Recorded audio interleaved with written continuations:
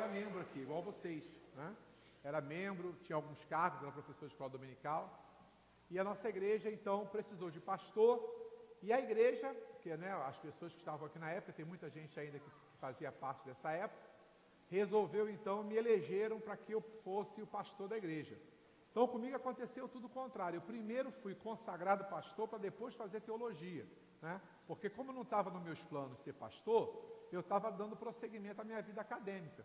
Eu tinha terminado o curso de pós-graduação, estava já iniciando o mestrado na Federal do Rio de Janeiro. E aí, o que eu fiz? Eu tive que interromper o meu mestrado, deixar o mestrado para depois, para poder fazer teologia, né? Para poder, então, estar aqui assumindo o chamado que Deus estava fazendo na minha vida e que estava expresso aí, através da igreja. Então, eu costumo dizer, eu fui consagrado pastor para ICERT, né? Eu não fui, assim, acontece na vida de muitas pessoas, né? Fazem teologia e aí depois vão para uma igreja pastoral, são convidados. Eu não. Eu estava membro aqui igual a você, e aí Deus me tirou, me levantou para que eu fosse consagrado e fosse pastor da ICERT. Então, por isso que existe uma relação de amor, uma relação muito grande comigo, com vocês. Porque eu já recebi, né, vocês sabem disso, os mais antigos, eu já recebi convite para pastorear outras igrejas. E mais de uma vez, eu fui convidado para ser pastor de outras igrejas muito maiores que a nossa, mas eu fui consagrado para ser pastor da ICERT. Eu tenho uma história de amor com a ICERT, e aí o Senhor falou, você só sai de lá depois que a obra estiver completa, né? Então, como o Senhor me levantou, então é Ele que sabe a hora, né? Ele que determinou para que eu assumisse aqui o ministério pastoral. Então, só Ele sabe a hora que eu vou ter que deixar, só Ele sabe a hora que eu vou ter que sair, embora eu já tenha recebido, né, alguns convites, mas Ele falou, não, ainda não é a hora, então só Deus sabe a hora que eu vou ter que, né, entregar o cajado para outro. Mas, por enquanto, eu estou fazendo isso com muito amor, com muito carinho, com muita alegria. Eu amo ser pastor da ICERT. Amém? Vamos aplaudir ao Senhor? Amém.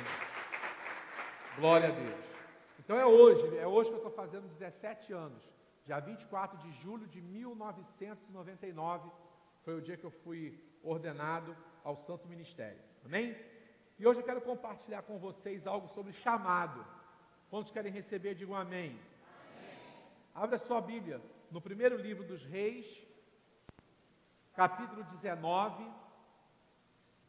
Nós vamos ler os versículos 19 a 21. Primeiro livro dos Reis. Parece até que foi feito para mim o negócio, né?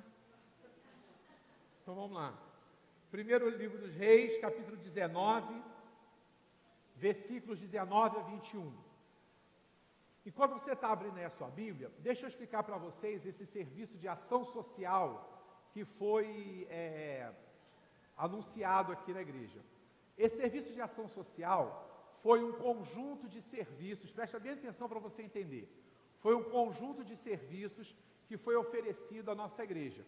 Evidentemente, gente, a gente não está aqui, eu sou muito sincero com vocês, nós estamos no período de campanha, daqui a pouco começam as eleições municipais, né? Então, evidentemente, que essa é uma hora que muitas pessoas começam a oferecer serviço. E eu sou uma pessoa muito humilde para aceitar ajuda, desde que eu não seja obrigado a me vincular, nem vincular vocês a nada, né? Nós somos pessoas livres, autônomas e independentes, para cada um escolher seu candidato, cada um votar em quem quiser. Agora, qualquer ajuda que me oferecem, que eu posso transformar essa ajuda para abençoar não só a nossa igreja, mas a nossa comunidade, porque eu sou muito consciente da função social que a igreja tem, eu utilizo isso. Então foi oferecido um conjunto de serviços, evidente tem um grupo político atrás disso, mas vocês podem ficar despreocupados que ninguém é obrigado a votar em nada, ninguém é obrigado a assumir compromisso nenhum, mas somente usufruir dos serviços, tá? Então é um conjunto de exames médicos, inclusive exames que são difíceis de você achar, de conseguir marcar, né? Tem ultrassonografia, vários exames, né, que estão sendo oferecidos. Para tirar documento, você que às vezes precisa tirar a segunda via de um documento, é só você procurar o Anderson está aqui na secretaria da igreja, de terça a sexta-feira, de 13 às 17, e às segundas-feiras ele está aqui de 17 às 21. Então vem aqui saber, de repente você está precisando fazer um exame, está precisando de uma consulta médica, né? A gente sabe como é que está, até plano de saúde está complicado, né? Marca para 3, 4 meses algumas especialidades. Então você vem aqui e procura saber com o Anderson. Não dá para a gente falar todos os serviços, porque é muita coisa. Você vai vir aqui e você não vai, né, no escritório de político nenhum. Você vai direto onde vai prestar o serviço. Se você for ao médico, você vai na clínica. Se você vai fazer um exame, você vai na clínica também fazer o exame. Se você vai tirar um documento, você vai lá na Fundação Leão 30, 13, o quê? Leão 13, né? Você vai lá na Fundação 13 tirar, tá? Então você vai vir aqui, vai fazer o cadastramento e o Anderson vai te dar o encaminhamento para você levar aonde vai prestar o serviço. Tá falado, pessoal? Então, são muitos serviços, não dá para a gente anunciar tudo. Você que está precisando, de repente, de um serviço para tirar documento, exames, consultas médicas, né? Não só você não, alguém da sua família, alguém da sua vizinhança, tá? Porque a gente que é abençoado, a gente tem que estender a bênção para os outros, né? Então você conhece alguém da sua família, alguém da sua vizinhança, que está precisando fazer exame, tirar documentos, vem aqui saber com o Anderson se esse serviço está sendo prestado. Se tiver, você vai fazer um cadastro e vai ser encaminhado para a instituição, direto para a instituição onde você vai realizar o serviço. Amém, pessoal? Tá? Então, primeiro livro dos Reis de Israel, capítulo 19, você já abriu? Capítulo 19, versículos 17 a 19. O tema do sermão hoje, o título, é os mistérios da capa. Você pode repetir comigo? Fala para a pessoa que está do seu lado, a capa tem mistério. Você vai entender já já o que a capa significa nesse contexto. Então, o primeiro livro dos Reis, capítulo 19. Deixa eu só conferir aqui.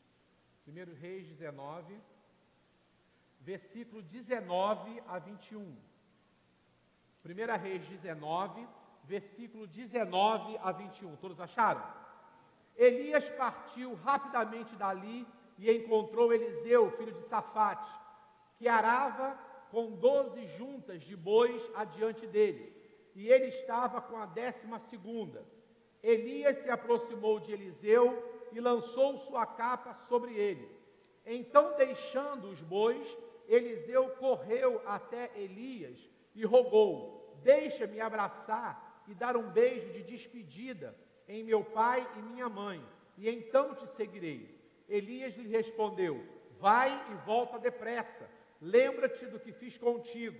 E Eliseu voltou, apanhou a sua parelha de bois e os matou, queimou o equipamento de arar para cozinhar a carne e a serviu ao povo, e eles todos comeram. Depois partiu com Elias, tornando-se o seu assistente e aprendiz. Você pode dizer graças a Deus? Amém.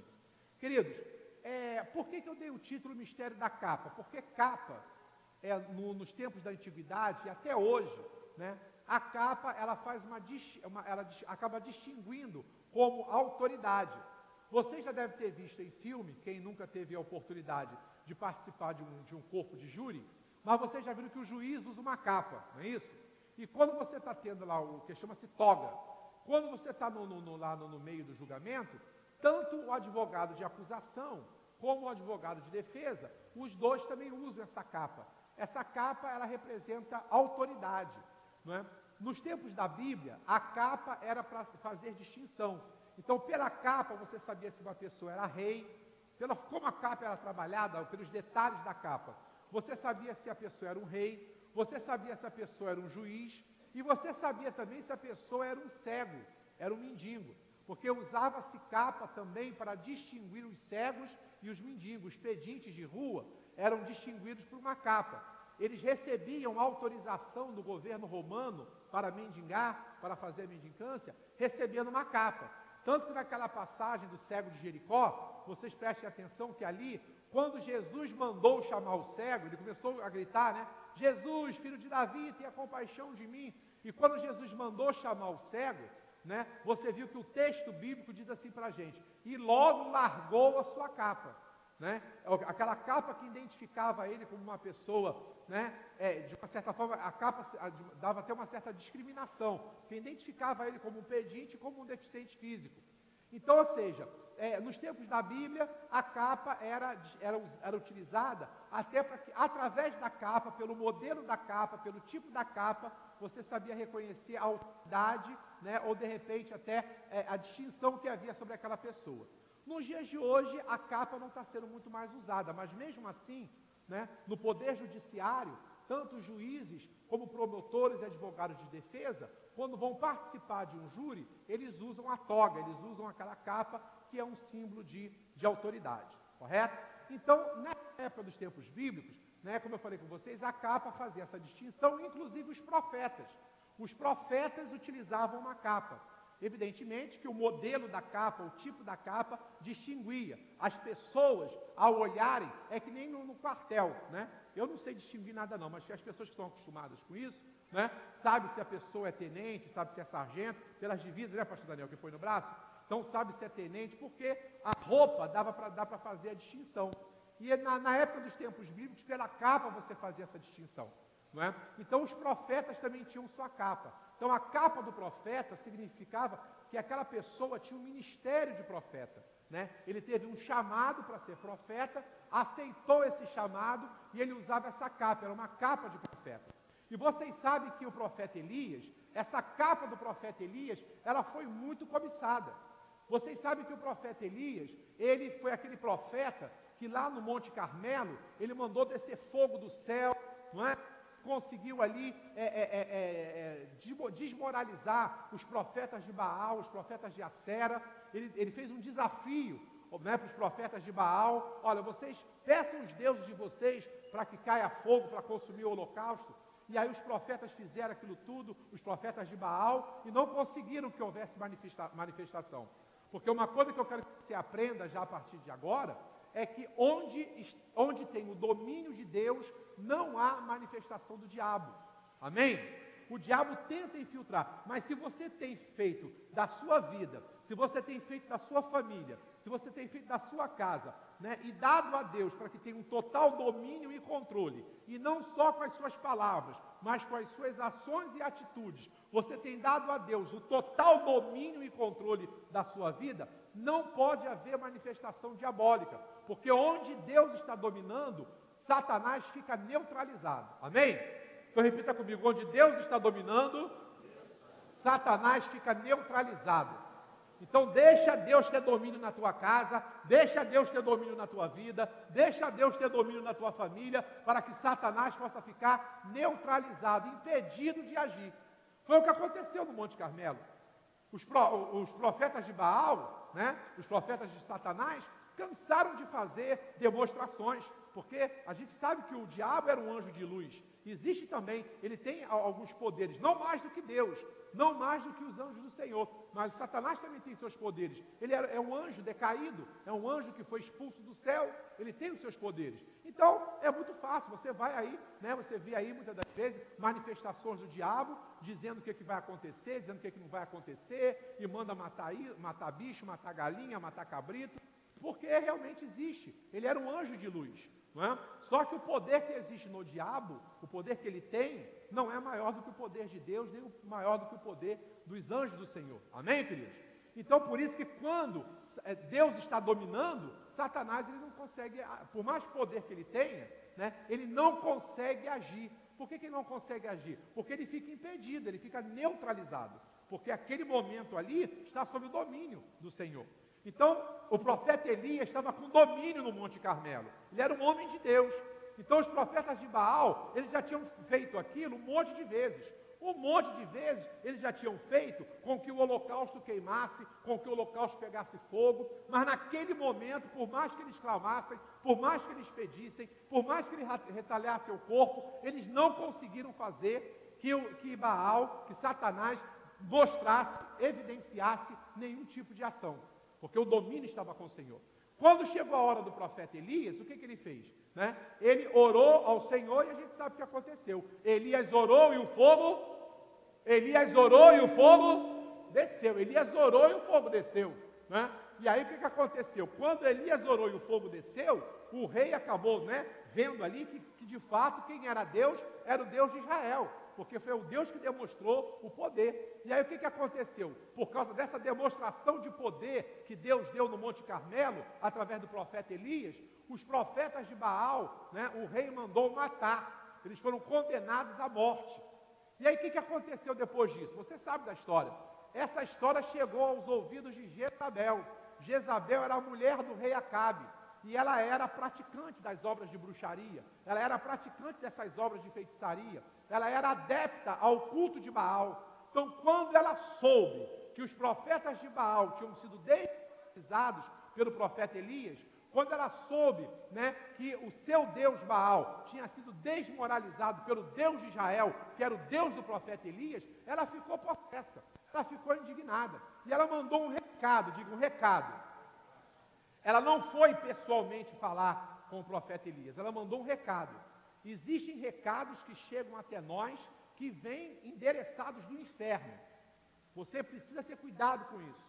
As pessoas que te procuram, as pessoas que vão atrás de você, existem recados que as pessoas estão transmitindo para você, que o endereço de origem é lá no inferno. E foi esse o recado que Jezabel mandou. Vai lá dizer para Elias que a estas horas ele vai ser morto também, né? Que amanhã, a estas horas, ele já vai estar morto. E aí o que acontece? Foram levar esse recado para o profeta Elias. Ora, o profeta Elias tinha acabado de ver uma tremenda manifestação da glória e do poder de Deus. Mas naquele momento ali, ele recebe uma ameaça da rainha Isabel, que diz assim: olha, a essas horas, no dia de amanhã, você já vai estar morto. O que Elias fez? Parece que deu um apagão na cabeça de Elias. Elias esqueceu toda a demonstração de poder que Deus tinha dado. Eu acho que isso acontece com a gente até os dias de hoje. De vez em quando a gente recebe umas ameaças, de vez em quando aparecem uns problemas na nossa vida, e a gente acaba esquecendo totalmente o que Deus já fez. E a gente fica com medo daquela situação, a gente fica atemorizado com aquela situação, e a gente esquece toda a demonstração de graça, de poder e de favor que Deus já teve na nossa vida. E foi exatamente assim, parece que deu um apagão. Parece que Elias esqueceu de tudo o que tinha acontecido no Monte Carmelo. Ele esqueceu do quanto Deus foi fiel com ele. Ele esqueceu do quanto Deus foi gracioso com ele. E aí ele morreu de medo da ameaça de Jezabel. O recado de Jezabel amedrontou ele. Recado que te amedronta, recado que deixa você com medo, é recado que vem do inferno. É recado que vem de Satanás para poder acuar você, para poder fazer você amedrontado. Uma pessoa amedrontada, ela não avança. Uma pessoa amedrontada paralisa. Então Satanás utiliza muito a questão do medo para paralisar você, para neutralizar você. Foi exatamente o que aconteceu com o profeta Elias. O profeta Elias recebe esse recado e capina, ele vai se esconder. Ele vai ficar numa caverna, ele procura uma caverna e se esconde dentro da caverna. Aí Deus vai lá tirar ele de dentro da caverna. Deus vai lá dentro da caverna onde Elias estava, porque é assim que Deus faz com a gente. Deus vai buscar a gente onde nós estivermos. O amor de Deus por mim e por você é um amor tão grande que Ele vai dentro da caverna, Ele vai aonde for preciso, mas Ele vai lá dentro te tirar quando você se esconde, quando você está amedrontado, quando você está fugitivo. Deus te ama tanto que não existe lugar que Ele não vá para tirar você lá de dentro. Então, se você está dentro de uma caverna de medo, se você está dentro de uma caverna de problema, de uma caverna de acusação, Deus entra dentro dessa caverna e tira você lá de dentro para que o nome dele seja glorificado. E foi o que aconteceu. Deus foi lá dentro da caverna: Elias, sai daí de dentro. Sai, porque longa é a tua caminhada. E aí Deus deu uma ordem a Elias. Depois que Elias saiu de dentro da caverna, a história tem outros detalhes, mas eu vou abreviar. Mas Deus deu uma ordem para o profeta Elias. Olha, profeta Elias, Deus falou para ele: a sua missão ainda não acabou. Você vai ter que ungir um rei e você vai ter que ungir um profeta. Diga assim: líder tem que ter sucessor. Mais uma vez, líder tem que ter sucessor. Deus falou isso para você, Elias, está entregando os pontos, você está se acovardando, mas você não pode ficar sem sucessor. A obra não pode ficar sem continuidade. Você vai ter que ungir um sucessor. E aí Deus mandou Elias, ungir Eliseu como profeta. E olha só que coisa interessante. Elias não facilitou nada para Eliseu. Se você ler a história, você vai ver que Elias, o profeta Elias, não facilitou. Deus deu uma ordem a ele, ó, você vai ungir Eliseu, o profeta, em seu lugar. Ele cumpriu a ordem, ele só foi atrás de Eliseu porque Deus mandou ele ir, porque Deus tinha dado essa ordem, mas ele não facilitou em nada. Se você lê a história de Elias com Eliseu, Elias sempre arrumava uma dificuldade para poder, de uma certa forma, não deixar com que as coisas fluíssem plenamente na vida de Eliseu. De repente, porque ele estava, com alguma cisma, com algum problema. É um homem como nós, sujeito, né, às imperfeições. Então, eu creio que ele estava se sentindo, de uma certa forma, constrangido. Poxa, né, Deus não está me querendo mais, Deus está querendo Eliseu. Enfim, a obra de Deus, quem escolhe, quem trabalha é Deus. Amém, pessoal? Dá para a gente entender isso? Que a obra de Deus é Ele que escolhe quem trabalha, Ele que escolhe quem faz. A obra é dele. Se eu tenho uma empresa e eu quero colocar o Elvio gerente, quem vai me pedir de fazer isso? A empresa é minha, o dinheiro é meu, eu sou o empresário, eu quero colocar o Elvio gerente. Eu tenho esse direito ou não tenho? Ou não tenho? Não é? Eu sou dono de uma empresa, eu contrato quem eu quero. Eu posso fazer um processo seletivo, posso estabelecer uns critérios, mas eu sou o dono da empresa, eu contrato quem eu quero. Assim é a obra de Deus, gente. Deus contrata quem Ele quer, Deus chama quem Ele quer. Todos são filhos, todos são servos, todos são cuidados, todos são assistidos, todos são abençoados. Agora, para trabalhar, é Ele que escolhe quem Ele quer chamar para trabalhar. E quem somos nós para estar questionando? Me parece que Elias, ele relutou um pouco com isso. Pô, será que Deus agora está me desprezando? Mandou agora eu ungir Eliseu? E a gente vê que ele criou várias dificuldades. Você já viu uma forma aqui, quando ele foi chamar Eliseu. Ele não chamou Eliseu, ele pegou a capa dele de profeta, tirou a capa dele de profeta. Eliseu, a gente acabou de ler isso no texto. Eliseu estava cuidando de 12 juntas de boi. Ele estava atrás da 12ª. Aí Elias chegou lá e falou assim: eu vim aqui te ungir, porque Deus mandou eu te ungir. Não, sabe o que Elias fez? Tirou a capa de profeta e jogou em cima dele. E aí? Não é? O profeta Eliseu podia falar: ô rapaz, espera aí, a sua capa está aqui, ó. Não é, profeta Elias? Olha, sua capa só esqueceu aqui, jogou. Não. Mas só que Eliseu estava ligado nos mistérios, amém? A gente tem que estar ligado nas oportunidades. Fala para a pessoa que está do seu lado: fique ligado nas oportunidades. Fala, ó, quando a capa chegar no teu ombro, toma posse dela. Amém? Fala assim: quando a capa chegar no teu ombro, toma posse dela. Eliseu podia falar: Elias, ó, você esqueceu sua capa aqui, você por engano jogou a capa nos meus ombros. Não, ele ficou lá dele, ele tomou posse daquilo ali. Não é? E aí depois, o que ele fez? Ele, usando a capa, ele pegou a capa, ele foi, agora, a Bíblia diz que ele foi ser aprendiz. Ele foi aprender com o profeta Elias. Ninguém pode liderar sem antes não ser liderado. Hoje, uma grande crise que nós temos no nosso país, na família, na igreja, na sociedade, nas instituições de um modo geral, é que todo mundo quer chegar ao topo, todo mundo quer ser líder, sem vir de baixo. Isso é um caso sério. Né? Todo mundo quer chegar ao topo, todo mundo quer ser chefe, todo mundo quer ser gerente, todo mundo quer ser líder, mas não quer fazer a escola. Antes da liderança, vem a escola. Amém? Vamos repetir isso? Antes da liderança, vem a escola. Primeiro você tem que aprender a ser líder. Você não nasce líder, você aprende a ser líder. Amém? Então, Eliseu foi aprender com Elias. E aí, nesse tempo que ele está, né, desenrolando com Elias, ele chega um momento que ele pede assim: profeta, quando o senhor morrer, o senhor deixa eu ter porção dobrada? Olha só, hein? Olha a resposta que Eliseu deu. Tudo bem, se tu estiver perto de mim quando eu morrer. Ora, você imagina aí, você me faz um pedido: pastor, o senhor podia, por favor, me dar o seu paletó novo que o senhor ganhou? Eu digo: tá, se você estiver perto de mim quando eu morrer, você vai ficar desorientado. Onde o senhor me vai, eu tenho que entrar dele. Porque eu sei a hora que ele vai morrer. A gente sabe a hora que a pessoa morre?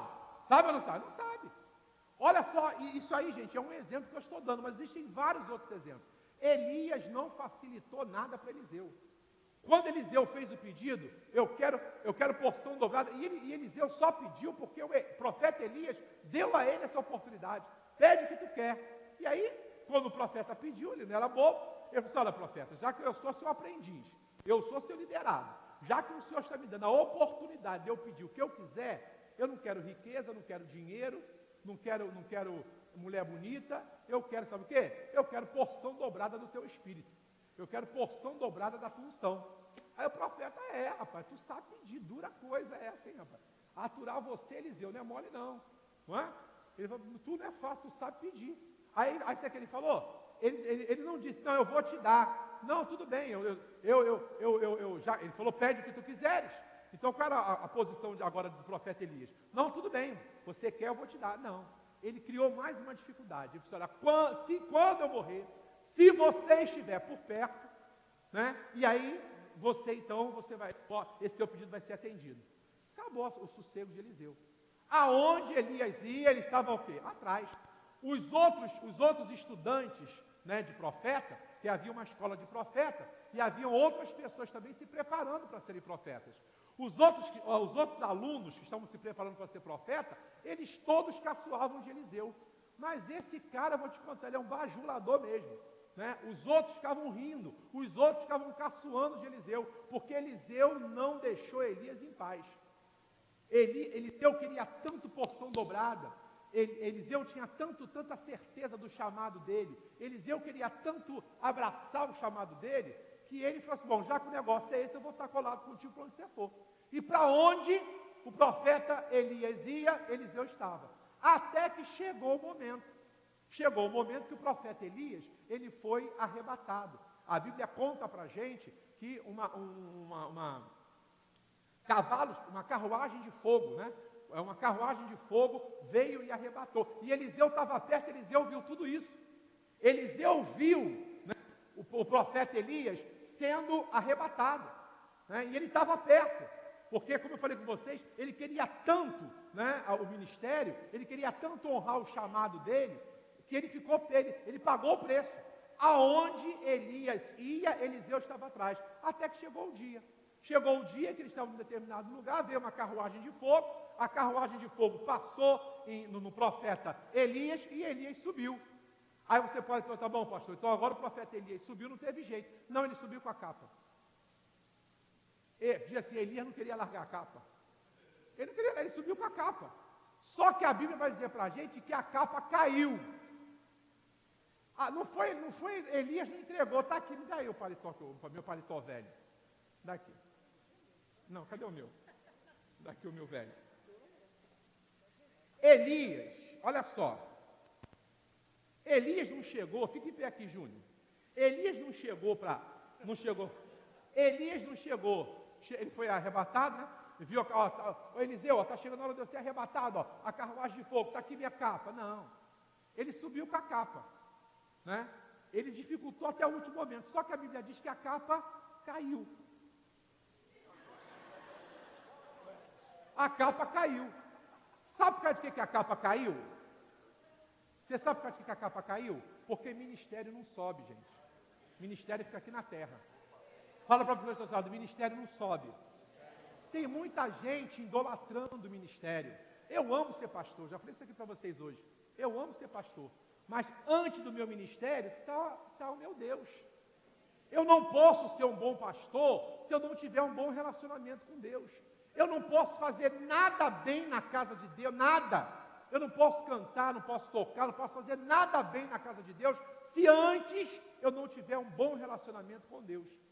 Antes de servir a obra de Deus, eu tenho que amar o Deus da obra. Vamos repetir? Antes de servir a obra de Deus, eu tenho que amar o Deus da obra. E Elias não estava entendendo isso. Elias subiu com a capa. Só que a capa teve que cair. Porque ministério não sobe.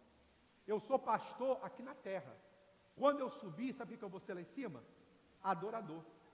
Adorador. Pastor Daniel é pastor aqui na terra. Quando ele subir, sabe o que ele vai ser lá em cima? Adorador. E assim vai. Rebeca, né, é serva de Deus, trabalha na ação social da igreja. Mas quando ela subir, sabe o que ela vai ser? Adoradora. Acabou. Ana Carolina é líder do Ministério de Louvor, né? Todo mundo gosta da líder. Mas quando subir, o ministério fica aqui. Lá em cima todo mundo é adorador. Fala para a pessoa que está do seu lado, lá em cima é só adorador. Lá em cima, o ministério não sobe, gente. Tem gente agarrando o ministério, brigando, dando soco, pontapé por causa do ministério. O ministério não sobe, o ministério fica. Elias tentou subir com a capa, mas a capa caiu. Porque ministério não sobe, ministério é aqui na terra. Eu exerço meu ministério com muito amor, com muito zelo, com muita dedicação, mas acima, né, do meu ministério está o meu relacionamento com Deus, minha intimidade com Deus, o amor que eu tenho a Deus. Porque quando eu partir desse mundo, o ministério fica. E quem vai ser o adorador, chega lá em cima, lá não tem pastor, não tem apóstolo, não tem bispo, não tem líder, não tem nada. Lá em cima é todo mundo adorador. Amém? A capa caiu. Outro motivo porque a capa caiu. A capa caiu porque o ministério não sobe. E outro motivo que a capa caiu, porque quem quer pegar o ministério tem que ser humilde, tem que se abaixar. Me dá aqui de novo. A capa, o Júnior foi muito rápido na dramatização. A capa não aconteceu que nem o Júnior fez aqui, não. A capa ia caindo e Eliseu abraçou, não. A capa caiu no chão. Aí para pegar a capa, porque olha, teve que fazer o quê? Se abaixar. Você quer o ministério? Então você tem que se abaixar primeiro. Ministério a gente não recebe em pé. Ministério a gente não recebe no alto. Ministério a gente recebe, sabe onde? Aqui embaixo. Ó. A gente se abaixa para pegar. Foi o que aconteceu com Eliseu. A capa caiu e Eliseu teve que se abaixar, pegar a capa, para então colocar a capa. Mas primeiro teve que se humilhar, teve que se abaixar. Tem gente que quer receber ministério no alto. Tem gente que quer receber ministério no topo. Tem gente que quer receber ministério sem ter que renunciar a nada, sem ter que pagar preço nenhum. Quem quer ministério, querido? Quem quer dizer sim ao ministério, quem quer dizer sim ao chamado, tem que ser humilde, tem que se abaixar para pegar a capa. Você pode aplaudir o Senhor? Amém? Então eu queria que você entendesse nessa noite que existem pelo menos, no mínimo, 2 chamados para a vida de cada um de nós. Quantos? No mínimo 2. Repita comigo, no mínimo 2. Todos nós vamos ter na nossa vida, no mínimo, 2 chamados de Deus. O primeiro chamado é para a gente entregar a nossa vida a Ele. Esse é o primeiro chamado. E esses 2 chamados que eu digo que nós vamos ter, no mínimo, da parte de Deus, você tem o poder de decisão na sua mão. Quando Deus me chamou para ser pastor, eu falei aqui para vocês, eu tinha sido aprovado no exame para começar o mestrado na Federal do Rio de Janeiro e não comecei. Por quê? Porque eu antes fui fazer teologia. Eu sentia a necessidade de me preparar teologicamente. Hoje eu acho que nem é necessário isso, mas né, na época fui fazer teologia. Aí o que eu fiz? Tranquei, né, esperei ali o mestrado, porque são as renúncias. Eu quis dizer sim, foi eu que disse sim. Eu decidi trancar o mestrado. Eu decidi adiar o mestrado. Né? Foi decisão minha. Mas eu podia dizer, olha, Senhor, tudo bem, o Senhor está me chamando, a igreja agora precisa de pastor, mas, sabe, eu infelizmente não posso. Deus aceitaria essa minha resposta? Sim ou não? Sim. Fala para a pessoa que está Deus respeita a sua decisão. Agora, Ele não se responsabiliza com as consequências dela, mas que Ele respeita o que você decidir, respeita. Eu podia ter dito para Deus, Senhor, eu não quero, eu agora quero fazer meu mestrado, eu quero terminar minha linha de pesquisa, não quero fazer agora. Mas eu decidi, falei, eu quero. Então, esses 2 chamados, no mínimo, que nós recebemos na vida, nós temos o direito de escolha. O primeiro chamado é Deus nos chama para sermos seus filhos, para termos a nossa comunhão restaurada com Ele. E o segundo chamado é para a gente servir a Ele no ministério. Todos nós, eu volto a repetir, todos nós, sem distinção, vamos ter da parte de Deus, no mínimo, 2 chamados. Um, para entregar nossa vida a Ele. Quantos aqui já realizaram isso? Amém? Isso foi um chamado. Alguém aqui foi obrigado a aceitar Jesus? Teve alguém aqui que foi obrigado? Alguém aqui apanhou, tomou uma coça, foi ameaçado? Não, né? Não.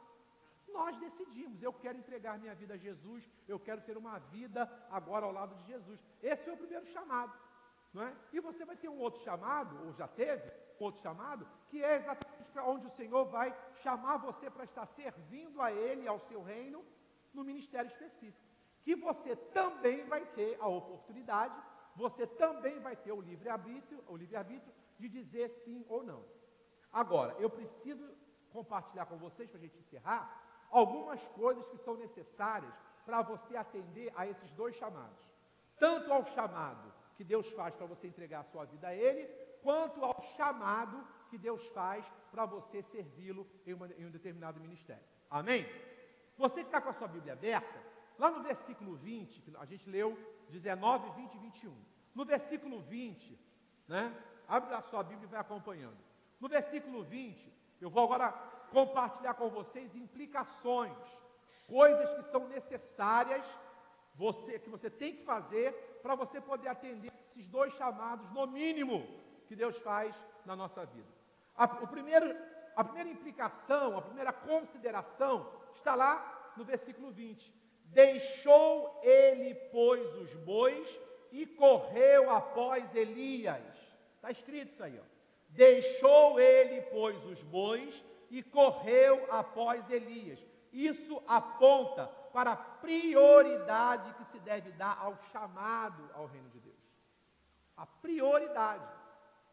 Quando Deus te chama para você entregar a sua vida a Ele, não adianta você estar procrastinando. Não, Senhor, olha, eu preciso acertar umas coisas lá no mundo, eu preciso acertar algumas coisas, algumas pendências, algumas coisas que eu ainda estou fazendo. Não. Quando Deus te chama para você entregar a sua vida a Ele, quando você sente o toque do Espírito Santo chamando você para entregar a sua vida a Ele, você não pode estar adiando nem transferindo isso. Tem que ser naquele momento, tem que ser naquela hora. Sentiu o toque, Deus chamou você para entregar a sua vida a Ele, renda-se a Ele, entregue sua vida a Ele. Porque você não sabe o que vai ser o seu dia de amanhã, você não sabe quanto tempo você ainda tem de vida.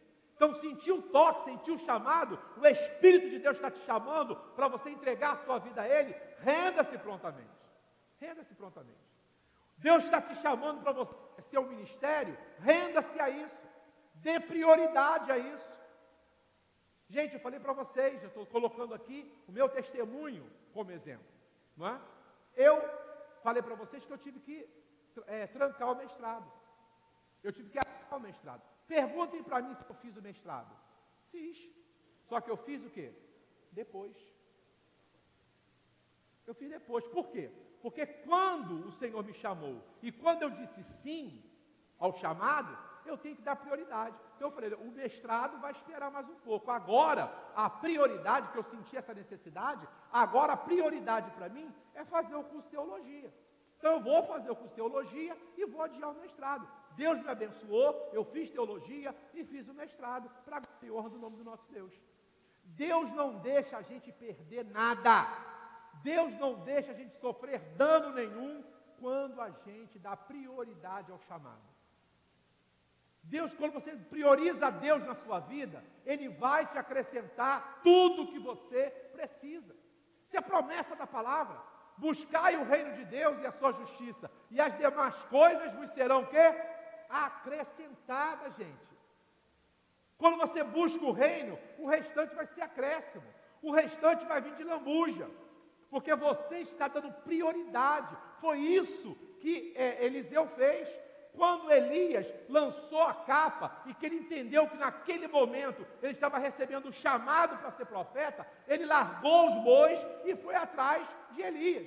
Se eu quero ser profeta, eu tenho que aprender com o profeta. Se eu quero, dizer sim ao chamado, eu tenho que largar, nesse momento que eu estou fazendo agora, para priorizar aquilo que Deus está me chamando. Eu não estou dizendo para você que você tem que largar emprego, que você tem que largar faculdade. Não é isso que eu estou falando, não. Presta bem atenção que não é isso que eu estou falando. Quando você recebe o chamado, tanto para entregar a sua vida ao Senhor, quanto para você realizar uma obra no seu reino, eu não estou dizendo que você tem que largar tudo, parar tudo. Existem pessoas que fazem isso porque têm um chamado para serem obreiros em tempo integral. Mas isso não acontece com todo mundo. O que eu estou dizendo é que você vai continuar trabalhando, você vai continuar estudando, você vai continuar fazendo faculdade, você vai continuar fazendo tudo que você faz, sendo que a prioridade é o reino. Prioridade é o reino. Não adianta você achar assim, não, olha, eu vou deixar meu ministério na igreja para poder me dedicar mais aos estudos. É mentira! Mentira! Quem quer se dedicar aos estudos, se dedica aqui, no altar. Não é? Nós temos membros aqui da igreja, discípulos aqui na igreja, que sem deixar o ministério, tocando, participando do ensaio, passaram para a universidade pública. E tem muita gente que acha que não, para mim passar para a universidade pública, eu vou deixar o ministério, eu vou largar tudo, vou parar tudo, para mim só ficar... Eu não estou dizendo que você tem que deixar de estudar, mas também você não tem que deixar de fazer as coisas do reino. Nós temos discípulos aqui. Eu posso até citar o nome, o Denis está ali. Fique em pé, Denis. Vamos aplaudir o seu do Denis. Fique em pé, Denis. Amém? Pode sentar. Você deixou, Denis, de participar do Ministério de Louvor? Você deixou de vir aos ensaios? Você deixou de participar das reuniões com a sua líder? Não. E passou para a universidade pública. Mas por quê? Porque ele continuou estudando, continuou ralando, de madrugada, agora tem que estudar. Estudou de madrugada, ralou, mas não deixou de fazer as coisas de Deus. Tem gente que acha que tem que trocar uma coisa pela outra. Você pode continuar ali, estudando, você pode continuar trabalhando, pode continuar, fazendo aquilo que você foi chamado para fazer na vida secular, mas colocando o reino de Deus como sua prioridade. Você vai continuar sendo um excelente profissional, você vai continuar dando prosseguimento à sua vida acadêmica, mas o reino é a sua prioridade. Quem quer vida com Deus tem que dar prioridade ao reino de Deus na sua vida. Você pode aplaudir ao Senhor? Outra coisa, outra implicação que está no versículo 20. Olha só o que o profeta Eliseu disse para o profeta Elias. Eliseu disse para Elias: deixe-me beijar ao meu pai e à minha mãe. Olha só, Eliseu, quando ele recebeu a capa, e que ele entendeu que era o chamado dele para o ministério, ele larga os bois, para dar prioridade às coisas do reino, e diz assim para o profeta Elias: deixa eu lá dar um beijo no meu pai e da minha mãe. Sabe o que isso aponta? Isso aponta para as despedidas que nós temos que fazer. Quando você aceita Jesus como teu Senhor e Salvador, quando você aceita o desafio de exercer algo no reino de Deus, de prestar um serviço no reino de Deus, você vai precisar se despedir de algumas coisas. O profeta aqui sabia: eu não sei quando é que eu vou ver meu pai e minha mãe, eu não sei mais quando eu vou ter tempo para estar com meu pai e com a minha mãe, porque eu agora vou seguir o profeta Eliseu, vou seguir o profeta Elias, para estar aprendendo com ele, então deixa eu lá me despedir. Existem algumas situações na nossa vida que a gente precisa se despedir. Quando eu aceitei Jesus como meu Senhor e Salvador, eu tive que me despedir de um monte de coisa. Na época, eu senti até um pouquinho de falta, confesso para vocês. Eu tive que me despedir de algumas coisas, quando eu aceitei a Jesus, porque eu sabia que eu não ia poder continuar fazendo essas coisas, porque a vida de cristão não era mais compatível com essas coisas. Eu deixei sentindo falta, deixei doendo. Muitas vezes procurei meus pastores, meus líderes, para falar isso: eu me ajudo em oração, porque eu tive que me despedir de algumas coisas, tive que deixar algumas coisas, e está difícil, entendeu? Mas sabe por quê? Eu sabia que eu não podia compatibilizar a vida cristã com aquilo que eu fazia. Eu sabia que eu tinha que deixar. E quando você sabe que tem que deixar uma coisa, para você poder ter uma vida cristã, íntegra, uma vida cristã em retidão com o Senhor, você não pode fazer outra coisa a não ser renunciar. Você não tem escolha.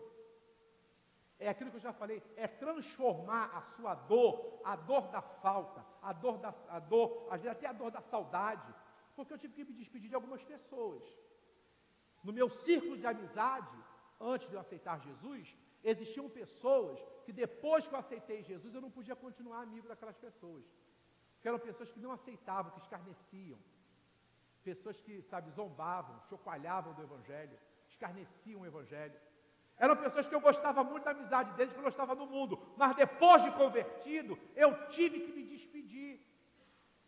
E algumas pessoas eu senti saudade, que eram pessoas legais, pessoas que contavam um monte de piada, eu gosto muito de rir, e as pessoas, que contavam, e eu gostava de rir.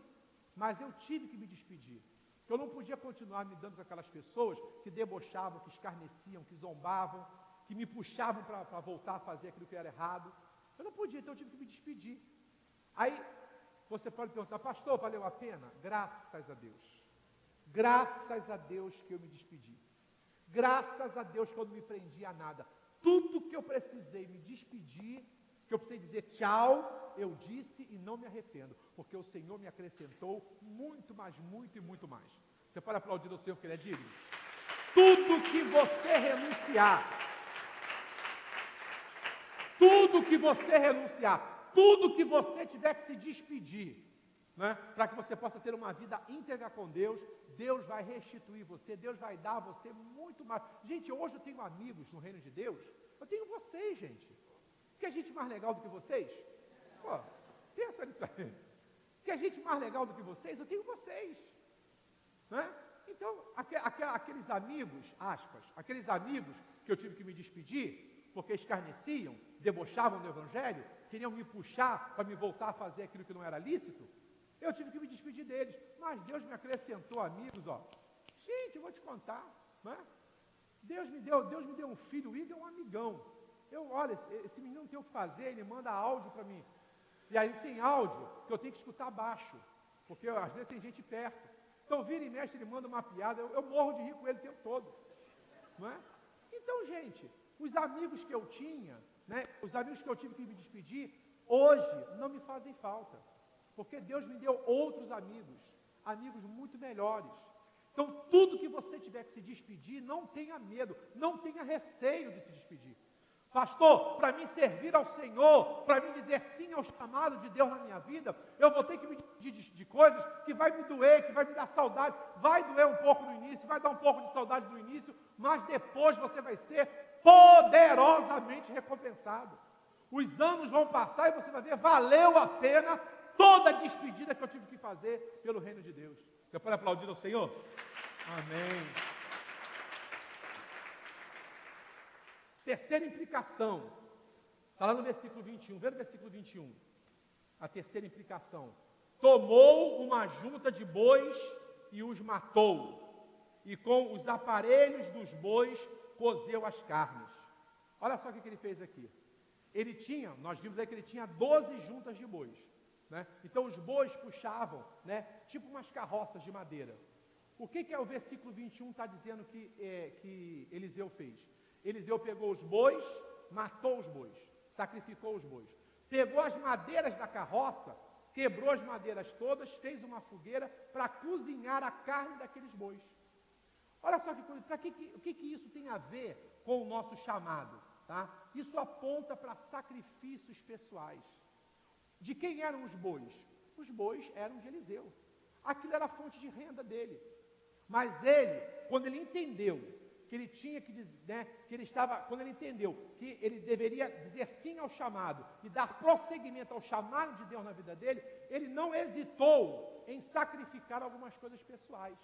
Então ele pegou aquela junta de bois, eram 12 juntas de bois, matou todos aqueles bois, pegou todo aquele que não era barato na época, que não custava dinheiro. Era como se você pegasse um carro agora e amassasse, carro 0 quilômetro, né? Eliseu pegou os bois, matou aqueles bois todos, pegou as madeiras, sabe, quebrou aquilo tudo, fez uma fogueira e fez um sacrifício. Ele fez uma oferta para Deus. Irmãos, olha, eu não tenho, menor receio de falar para vocês, sabe, como é maravilhoso você ser fiel dizimista, fiel primicista, fiel ofertante, sabe? Quando você é capaz de sacrificar coisas pessoais para você ofertar ao reino de Deus. O chamado implica nisso. O chamado implica muitas das vezes em você, eu não digo sempre, mas em alguns momentos você sacrificar algumas coisas pessoais. Né? Vocês veem aqui, ó, minha família é linda, a Carolzinha ali também, a família é linda. Quantas vezes eu tive que sacrificar o tempo deles? Muitas vezes. Deus pegou a Iris, talhou a Iris para Iris ser mulher de pastor, para ser pastora. Mas imagina uma mulher comum, né? Que quer ser atendida, que quer ser paparicada, que quer ser assistida, que é o direito da mulher. Tem um marido pastor, hoje vou pregar não sei aonde, amanhã vou pregar não sei aonde, amanhã tem batismo, amanhã tem aniversário, agora tem sepultamento. Imagina, se a mulher não for talhada para isso, meu filho, não tem casamento. A gente está casado há 30 anos, você pode aplaudir o Senhor? Essa mulher aguenta isso há 30 anos. Essa mulher aguenta isso há 30 anos. Jorge, vamos lá no mercado comigo, minha filha, acabei de receber um telefone, morreu, tem que fazer sepultamento. Jorge, vamos comigo, você, minha filha, não posso ter aniversário, tu me chamou para ir lá orar, eu tenho que ir lá orar. Eu tenho que visitar o enfermo, eu não posso, fui chamado para pregar não sei aonde. E assim é. Então você imagina, isso, sabe o que é isso? Sacrifícios pessoais. Agora que Deus, ele arruma tudo de maneira muito bem arrumada. Deus pegou a Iris, talhou a minha família. Eu tenho 2 filhos, o Igor e a Carolina, Ninguém é traumatizado, ninguém baba, né? Porque, ai meu pai, ausência de pai, ai meu pai, não. Porque eles me viram aqui, ó, o Igor e a Carolina me viram aqui, ó. São 17 anos aqui direto. Todo domingo, todo congresso, então está aqui, ó. Então Deus não deixa a gente ter falta, né? Ou seja, os sacrifícios pessoais que eu tive que fazer em prol da minha família, Deus veio e supriu. Hoje todos eles estão servindo comigo no altar. Mas foi preciso sacrifícios, não é? Alguns momentos, né, até a Iris entender tudo, demorou um pouquinho, depois ela entendeu, mas no início ela reclamava de toda mulher, é só igreja, é só ministério, isso vai me pegar fora, como toda mulher reclamaria, ela reclamou também, porque ela é normal, ela não é doida, não é? Mas Deus consegue trabalhar tudo, Deus consegue trabalhar o conjunto. O que você tiver que sacrificar, o sacrifício pessoal que você tiver que fazer em prol do seu chamado, Deus vai arrumar, vai colocar tudo no lugar certinho, de maneira que isso não vai causar dano, isso não vai trazer dolo, isso não vai trazer dano. O dízimo que você entrega na igreja não vai te fazer falta. Experimenta isso. Pastor, esse mês não deu para dar dízimo. Esse mês não deu, quero te dar uma notícia, mês que vem também não vai dar. E no outro mês também não vai dar. Não vai dar. Agora, experimenta, mesmo não dando, eu vou dar o dízimo. Eu vou dar minha oferta. Eu vou entregar minha primícia ao sacerdote. Eu vou entregar minha oferta. Eu vou ofertar. Vai me custar um sacrifício pessoal. Chega em casa, turma, hoje não tem pizza à noite. Porque eu fui fiel, tive que dar o dízimo, tive que entregar a primícia, fui fiel no dízimo, fui fiel na primícia, então a pizza foi cortada. Acabou. Pode ter certeza, isso vai ter um efeito muito mais grandioso, vai ser um testemunho muito mais poderoso na vida dos seus filhos do que eles comerem a pizza. Diz para eles, olha, hoje não tem pizza, porque hoje a gente vai ficar sem comer pizza depois do culto. Porque hoje eu tive que ser fiel para entregar meu dízimo, para entregar minha primícia. Tudo, quando todo sacrifício, eu volto a falar, todo sacrifício pessoal, tempo, dinheiro, todo sacrifício que você faz em prol do reino de Deus, Deus não vai deixar causar dano a você. Você pode aplaudir ao Senhor?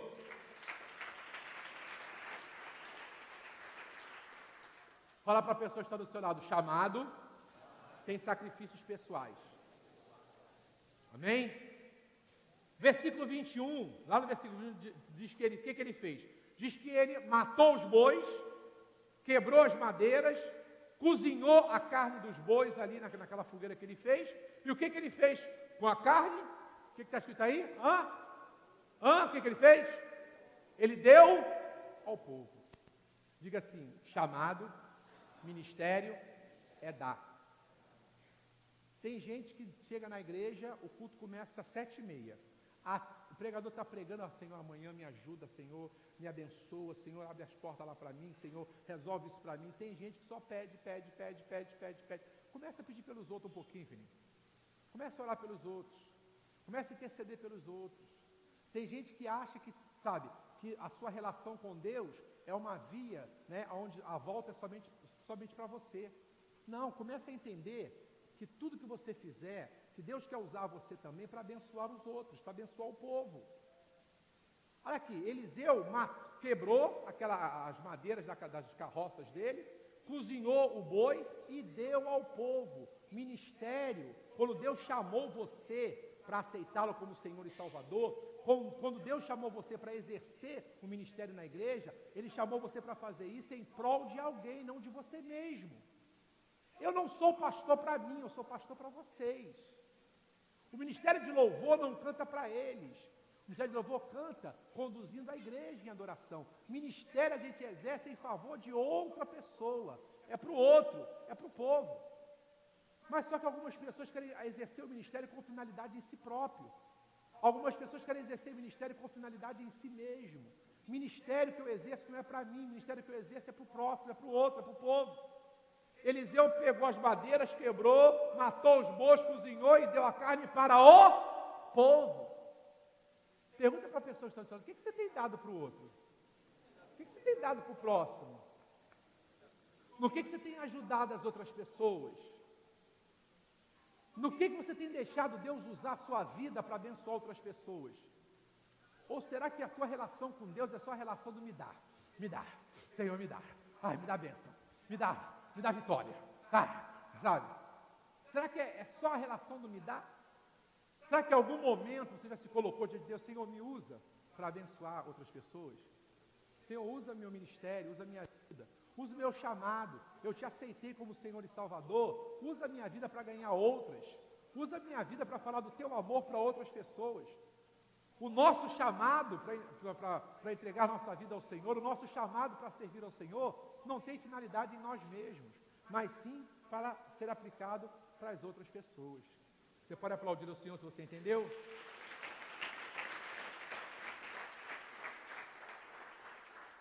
E para finalizar, versículo 21. Lá no versículo diz assim: e as deu ao povo. E depois que diz que ele deu ao povo, o que ele fez? E seguiu a Elias. Ele seguiu Elias para quê? Para o servir. Seguiu Elias para o servir. É muito importante que você entenda, ministério é para servir. Ministério não é para ser servido. Tem muita gente querendo ser pastor para ser servido. Meu discípulo, pega uma água lá para mim. Meu discípulo, lava meu carro. Meu discípulo, cozinha para mim. Meu discípulo, minha cozinha está engordurada. Discípulo não é para servir. Ministério não é para ser servido. Ministério é para servir. Eu sou pastor para servir vocês. Eu não sou pastor com finalidade minha. Já disse isso, não sou pastor com finalidade em mim mesmo. Eu sou pastor para servir. Ministério é serviço. Quem sobe aqui no altar para ministrar, está prestando um serviço à igreja.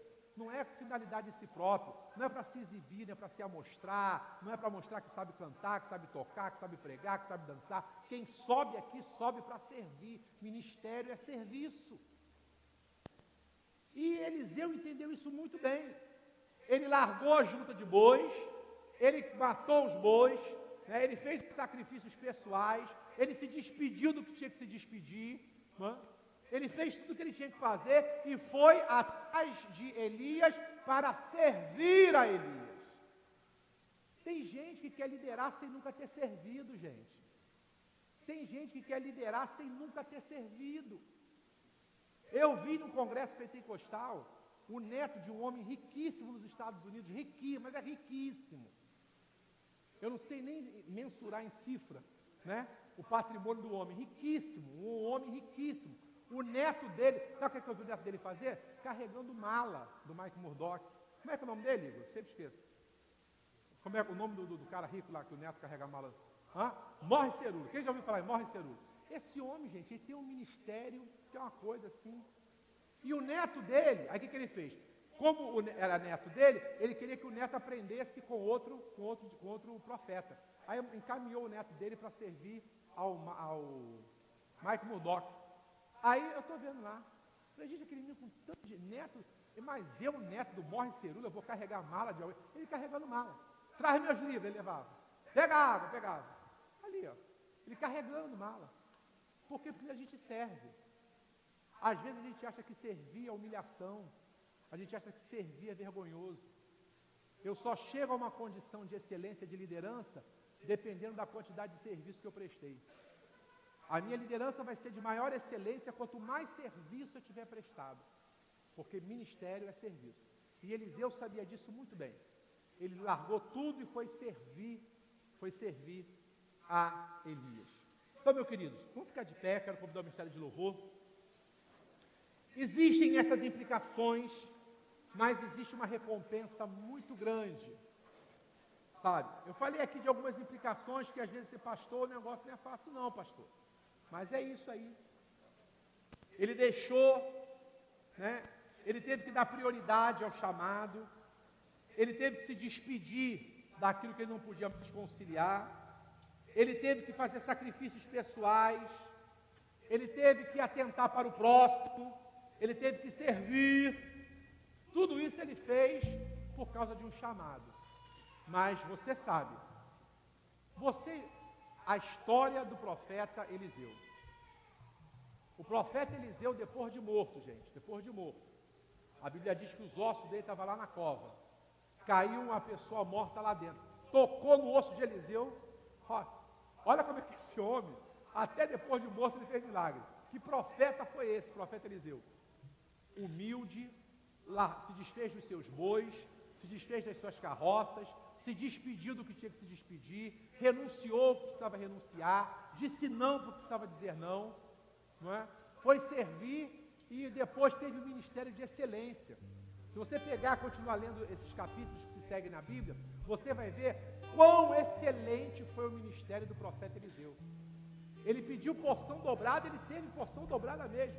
Eliseu, comparando o ministério de Eliseu com Elias, Eliseu, desatou, que foi uma coisa tremenda. Depois de morto, os ossos dele secos na cova, cai uma pessoa morta lá dentro, morto, ressuscitou. Sabe lá o que é isso, Cadinho? Você depois de morto ressuscitar os outros? Mas por quê? Porque ele recebeu a recompensa de tudo que ele fez em prol do seu chamado. Eu não sei o que Deus tem exigido de você, eu sei o que Deus exige de mim. As renúncias que eu tenho que fazer, as despedidas que eu tenho que fazer, as coisas que eu tenho que me despedir, que eu tenho que deixar, para poder ser fiel ao chamado. A esses dois chamados. Primeiro é o chamado de entregar minha vida a Jesus. Isso me custa um preço. Ser de Jesus me custa um preço. Mas eu ganho grande recompensa por isso. E o chamado para ser pastor. Deus me chamou para ser pastor. Isso também me custa um preço que não é fácil. O Igor falou alguma coisa aqui. Foi você que fez esse negócio, Igor? Foi? Jesus da Galileia. É mesmo? A veia poética está florescendo, né? Então, o Igor falou aqui um pouco, né?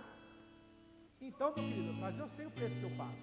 Agora eu também sei que não o preço que eu pago para atender ao chamado de Jesus, para ser de Jesus, o preço que eu pago para servir a Jesus, não se compara às recompensas que eu tenho recebido desse Deus. E nessa noite, eu quero desafiar você a tomar exatamente essa posição. Renuncia, se despeça, diga não, esteja pronto para servir, esteja pronto para ajudar ao outro, sabe? Esteja pronto para sacrificar suas coisas pessoais, porque isso vai valer a pena. A recompensa vai ser muito maior do que você pode imaginar, em nome de Jesus. Vamos adorar o Senhor.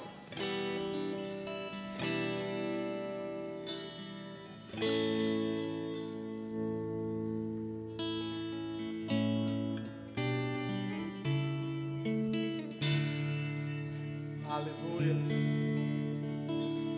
Dá-me mais, Senhor,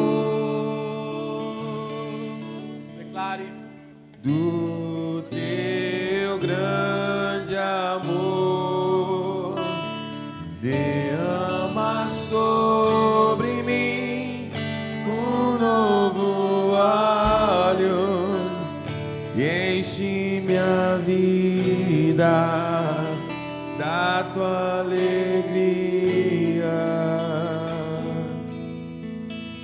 Sei que estás aqui.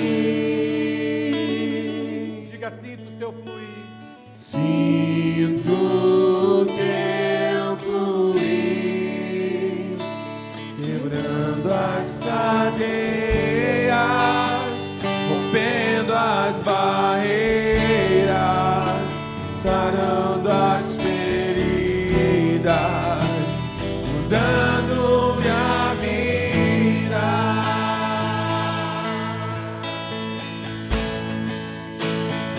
É meu maior prazer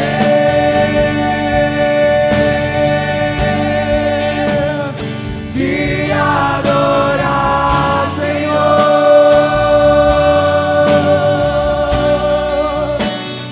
prostrado aos teus pés, canto uma nova canção, eu adoro a ti.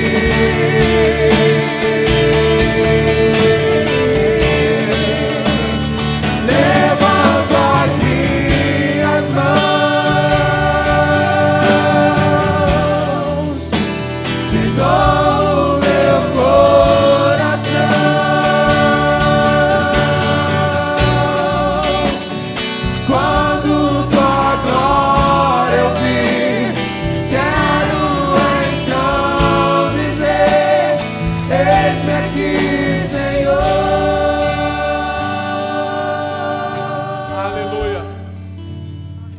falei que todos nós recebemos da parte de Deus, no mínimo, 2 chamados. O primeiro chamado é para nós entregarmos nossa vida a Ele. É para estarmos dispostos a renunciar o que for preciso, se despedir do que for preciso, para entregar a sua vida a Jesus, aquele que morreu na cruz do Calvário, que derramou seu sangue por cada um de nós e que vai nos recompensar deliberadamente, abundantemente. Tudo que você tiver que abandonar, tudo que você tiver que se despedir, tudo que você tiver que renunciar, por causa de Jesus, a recompensa será muito, mas muito maior. E eu queria nessa noite me dirigir. Tem alguém aqui que ainda não disse sim a esse chamado? Alguém que ainda não recebeu Jesus como seu Senhor e Salvador? Alguém que ainda não disse sim, porque quando Cristo morreu na cruz, quando Ele derramou o seu sangue, Ele chamou todos os homens, toda a raça humana, a se reconciliar com Ele. Então esse chamado para você aceitá-lo como Senhor e Salvador foi feito lá na cruz do Calvário. Quando o sangue foi derramado, Ele te chamou: vem a mim, reconcilie-se com Deus através desse sacrifício que eu estou oferecendo. Há alguém que ainda não disse sim a esse chamado e deseja fazer nessa noite? Sai do seu lugar, vem aqui na frente, em nome de Jesus. Eu quero dizer sim, eu quero entregar minha vida a Jesus. Ele primeiro entregou a vida dele por mim e eu quero entregar a minha vida a Ele. Eu não quero mais continuar vivendo sem Jesus. O que eu precisar renunciar, o que eu precisar me despedir, eu vou ser muito mais recompensado por Deus. Há alguém aqui nessa noite que está afastado da igreja, que se afastou da presença de Deus. Você não pode continuar trilhando neste mundo afastado de Deus. Volta hoje para Jesus. Você que ainda não aceitou Jesus, aceite Ele, receba Ele como Senhor e Salvador. Aceite esse chamado, Ele está te chamando. Vem a mim, vem a mim. Todos vós que estáis cansados e sobrecarregados, Ele faz um chamado. Venham a mim. Quem quer dizer sim a esse chamado? Quem ainda não disse? Quem ainda não atendeu esse chamado e deseja atender nessa noite? Sai do seu lugar, vem aqui na frente. Você se afastou da igreja, volte hoje para Jesus. Aleluia. Eu quero fazer agora o segundo apelo que eu quero orar. Quando o Senhor me dava essa palavra, me dava o desejo de orar por todo aquele que, mesmo sabendo as implicações, mesmo sabendo as responsabilidades de dizer sim ao chamado do Senhor para o servir, mas estão dispostos a pagar esse preço, de dizer sim ao chamado. Pastor, eu não sei em que área Deus quer me usar, isso ainda não me foi revelado, mas eu quero dizer sim ao chamado. Ou então esse chamado já foi revelado a você, e você hoje quer tomar uma posição, independente dos mistérios da capa, independente das responsabilidades, das implicações. Eu quero me posicionar para dizer sim ao chamado de Deus, para o serviço que Ele quer que eu preste no seu reino. Sai do seu lugar, vem aqui na frente, eu quero orar por você. Você que quer colocar isso agora diante de Deus, vem aqui no altar, coloque esse desejo aqui no altar de Deus. É de meu maior prazer, é de meu maior prazer, é de meu maior prazer, é de meu maior prazer. É o meu maior prazer te adorar, Senhor.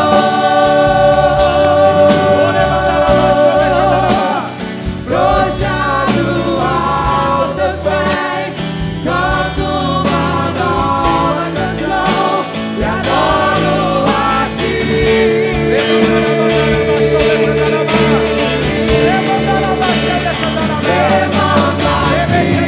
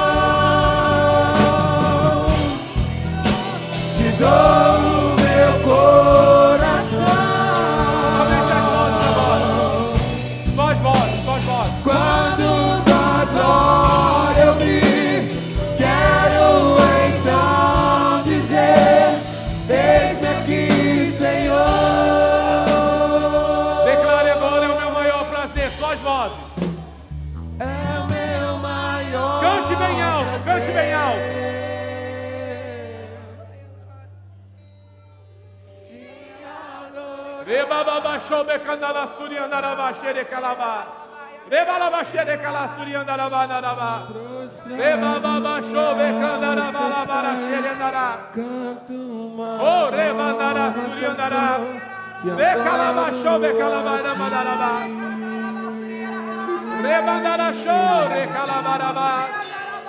Levanto as minhas mãos. Alabababachou recalabá. Oriandarabandara suriandaraba. Oh, rababachou becalabá. Oh, rabachou recandarabá. Confirma ministérios, Senhor. Confirma chamados nessa noite. Confirma ministérios. Confirma chamados, Deus. Mais uma vez, suas vozes é meu maior prazer. Rabachabacadarabá. Confirma chamados, Senhor. Confirma ministérios nessa noite, Deus. Confirma chamados. Confirma ministérios. Carabandarabachou becalabarabá. Chamado confirmado. Ministério confirmado. Rebandará subdarabá. Rebabababachara calabarabá. Ministério confirmado. Chamado confirmado sobre a sua vida. Em nome de Jesus. Levanto as minhas. Receba a confirmação do teu ministério. Receba a confirmação do teu chamado na obra. Querebandarabá.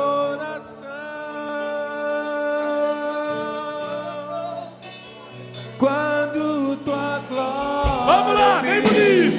Quero então dizer: eis-me aqui, Senhor.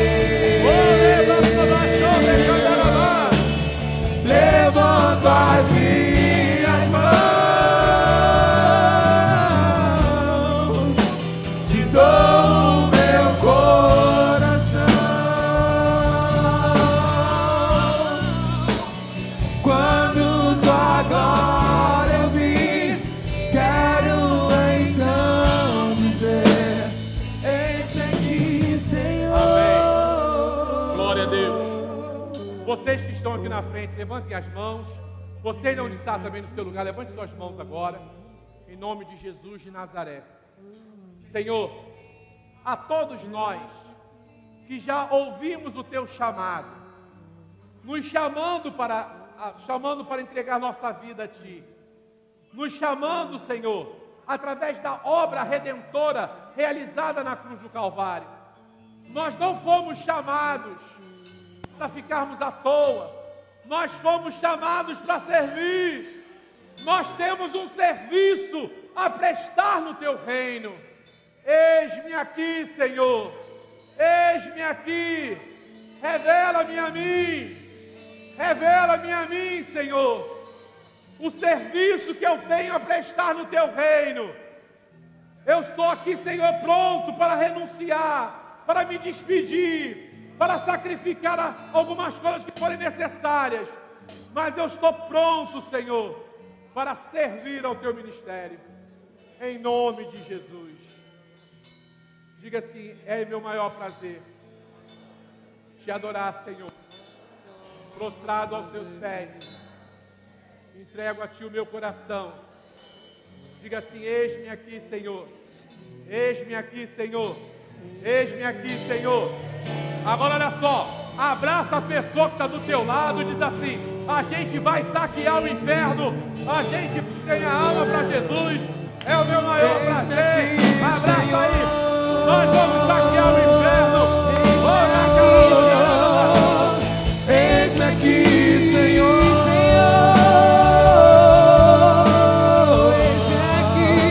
Eis-me aqui, Senhor.